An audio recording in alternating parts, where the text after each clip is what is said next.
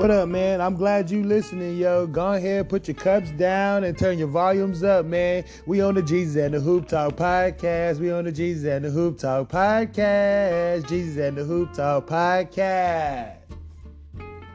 Jesus and the Hoop Talk, divine power. Yeah, thank you guys for tuning in to Jesus and Hoop Talk podcast. I am your one and only host, you already know. 6'5", trash can head. Chosen trash can head. Custom Jones, and I'm glad you guys is tuning in, yo.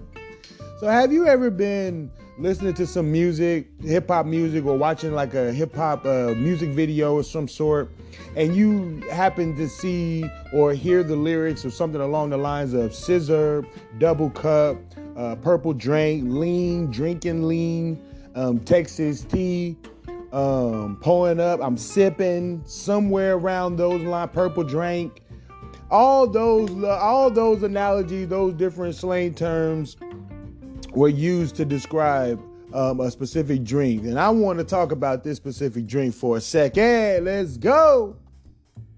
So as I look at the hip hop scene today, I take a closer look on how the hip hop culture has created its own hip hop heroin addicts through this popular drink, and how this popular drink has been tearing up the communities. OMG. Mainly the African American youth and the culture from the inside out. Now, Pimp C once said, "Smoke it out, pour it up, keep it lean up in my cup. All my cars got leather and wood. In my hood, they call me Buck." Man, look, I'm from Texas, so that was almost anthem when I was growing up. I know the lyrics. It's ironically 20-something years later, it's still programmed in my head. Even Future even said, "I turned the Ritz into a lean house." And then we even could move on to Lil Wayne.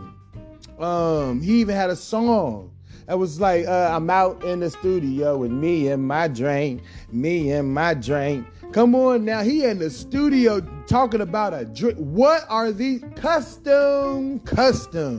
What are these people talking about? Lean has been on the music scene for decades, emerging out of the depths of the Houston underground and firmly into the mainstream with DJ Screw, UGK, Swisher House Factory, and 3-6 Mafia. Sippin', no some scissor. Sippin', no some sip. Come on now. It started off as a concoction of cough syrup and beer or wine before becoming the cough syrup and cocktails in the 1990s.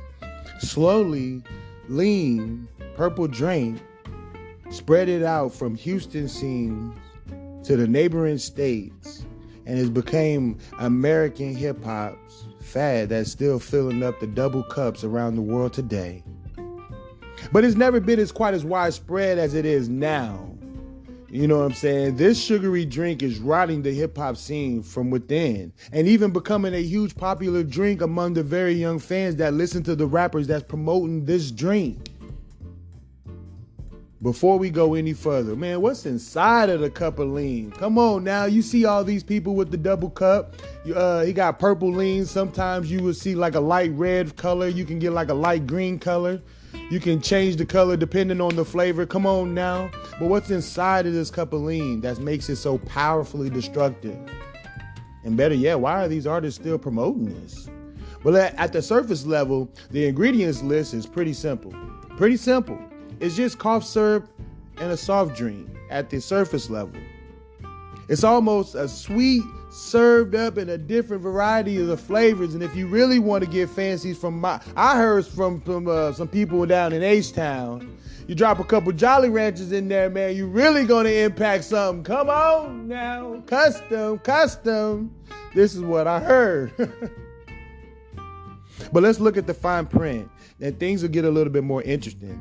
There you will find the two most important and potent ingredients in this drink, which is codeine and promethazine. Woo-wee! Codeine is a respiratory depressant, and promethazine is a central nervous system depressant. And when you mix these two together, oh my God, it's like Shaq and Kobe. Oh Oh my God, we just can't be stopped.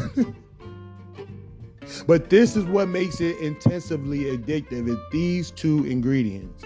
In fact, many experts have even compared lean with heroin and claiming that lean is equally, if not more, addictive than heroin. Just that thought alone is mind-blowing. One of the main reasons why researchers have made this comparison, because heroin and lean both come from an opioid foundation. Then why don't we hear more about this? I mean, it's not every day like a heroin-like drug flies under the radar. In fact, just type in lean in TikTok and Instagram, and you will get your first class, master class, lean mixing videos, step by step. Right there in full video, full access. Anybody can go and do it. Kids, teenagers have access through cough syrup and a steady stream of soda on hand. They hear about the lean through their favorite songs for years. Come on now. This drink is being glamorized, and it's killing us. It's idolized, and it's killing us. It's seen as something cool. This is stylish. This is hip. But it's killing us. There's got to be a scandal waiting to happen. But that's the thing. It already has happened. It's just that nobody's paying attention. And if they are, then they're glamorizing it. They're idolizing it. No one's listening. Now, if I go to Houston right now, you can't find one person in Houston right now that says DJ Screw died from an overdose of drinking lean. You ain't gonna find that in Houston. It just don't exist. Nuh-uh. I've been down there. I've asked. It just don't happen. Nope. It just don't happen. They're not going for it. Take the tragic death of ASAP Yams, for example. While fans were left in the dark about the cause of his death for months, his final tweet was codeine crazy. This was more than a hint. Then before long, it was confirmed. He was dead due to opiates and benzodiazepines. I messed that word up. But it's the tragic losses like these that their own experience with lean that have even led numerous rappers and hip-hop artists to speak out about their experiences.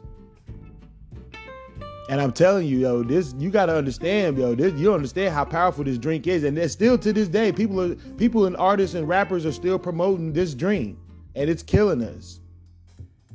Yeah, kids are struggling with mental health, country worldwide. They self-medicating, looking for an escape. Traditionally, this is mainly toward the African-American kids that have sought refuge in music against a world that is not in their favor. Come on now. Therefore, they find success. They find solidarity, but as well, they find quick answers to generational pain, racism, the deep hurt that comes with these injustices. They find it right there all in the music. And naturally, they think it's great. They think this is where it's supposed to go. Custom. They think this is great. This is what they know.